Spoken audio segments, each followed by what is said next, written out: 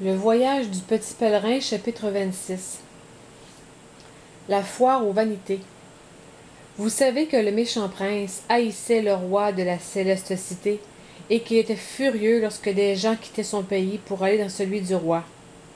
Or, cette ville, appelée la foire aux vanités, il l'avait fait bâtir un peu au-delà de la sombre vallée et de la plaine aride, justement parce qu'il savait qu'arrivés à ce point, les pèlerins étaient fatigués et lassés, et qu'il espérait pouvoir alors plus facilement les décider à ne pas persister dans leur entreprise.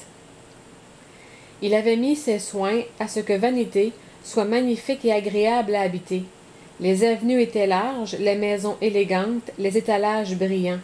Les gens qui circulaient dans les rues portaient de beaux habits et passaient leur journée à faire ce qui leur plaisait.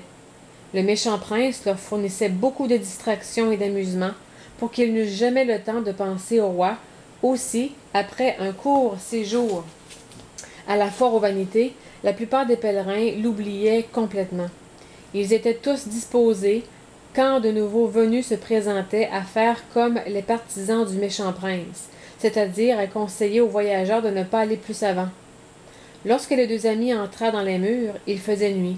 Ils se réfugièrent sans bruit sous un hangar et y restèrent jusqu'au lendemain matin. Dès qu'il fit jour, ils se remirent en marche. Il espérait qu'en partant de fort bonne heure, il arriverait à l'autre extrémité du bourg, avant qu'il y ait du monde dans les rues.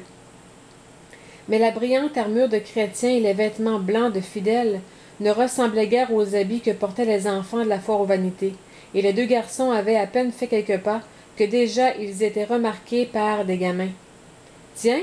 s'écrièrent ceux-ci, « voilà deux petits pèlerins. Courons après eux et arrêtons-les. » Fidèles et chrétiens entendirent qu'on les poursuivait, mais ils ne se retournèrent pas. « N'ayons pas l'air de faire attention, dit Chrétien.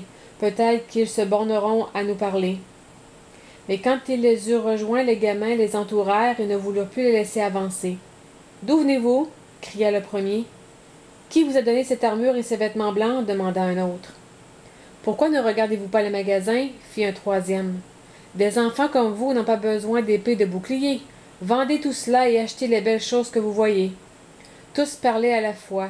Chrétien était ahuri et ne savait à qui répondre, mais Fidèle protesta bravement.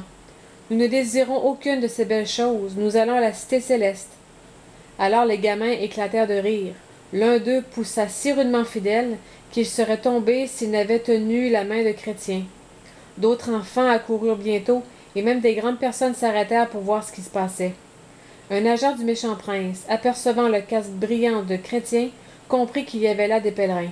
Et, écartant la foule, il saisit les deux garçons par les épaules. « Que faites-vous ici? » demanda-t-il. « Notre prince ne permet pas que les enfants se disputent sur les places. »« Nous ne nous disputons pas, dit Chrétien. Nous marchions très tranquillement.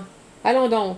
C'est vous qui avez provoqué cet attroupement et cette agitation. Suivez-moi. »« Nous sommes pèlerins du roi, dit Fidèle. Nous ne voulons déranger personne. Nous demandons seulement la permission de traverser la ville. »« Je ne sais pas ce que c'est que les pèlerins du roi, répondit cet homme, mais je vois que vous êtes deux mauvais sujets qui troublez le calme. Il faut que vous comparaissiez devant le gouverneur. » Il amena donc Fidèle et Chrétien jusqu'à la maison du gouverneur, et les enfants de Vanité les suivirent en riant et en se moquant d'eux.